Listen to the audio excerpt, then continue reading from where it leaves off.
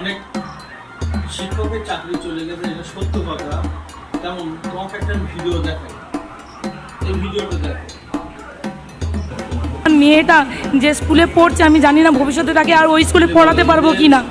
আমার বাদ দিয়ে খারাপ কিছু করেছে।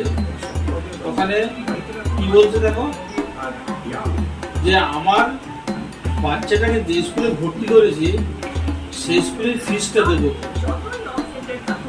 ফিসটা দেবো কত থেকে, মানে কোন স্কুলে? সরকারি স্কুলে ভর্তি করলে কি আমাদের ফিস দিতে হয় প্রতি মাসে মাসে?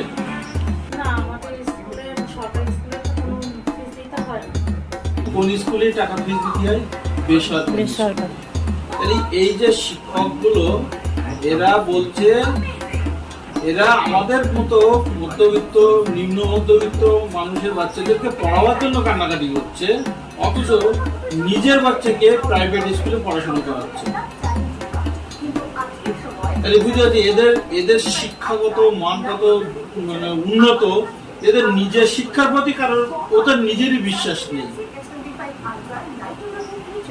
দেখেছো কোনো কজন হাজারে মনে হয় এক দুজন পাওয়া যাবে যে তার নিজের স্কুলে তার নিজের বাচ্চাকে পড়াশোনা করাচ্ছে। বেশিরভাগ সব দেখো প্রাইভেট স্কুলে এদের বাচ্চারা পড়াশোনা করছে, আর এরা সরকারি স্কুলে আমাদের বাচ্চাদের পড়াশোনা করানোর জন্য পাগলা হয়ে যাচ্ছে, আর নিজের বাচ্চাকে অন্য স্কুলেও পড়াচ্ছে।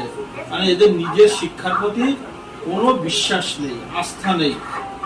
এদের চাকরি তো বাদ দেওয়াই উচিত। কথাই বলেছো, এটা সত্যিই ভাববার বিষয়। শিক্ষার প্রতি যদি বিশ্বাসই না থাকে তাহলে কি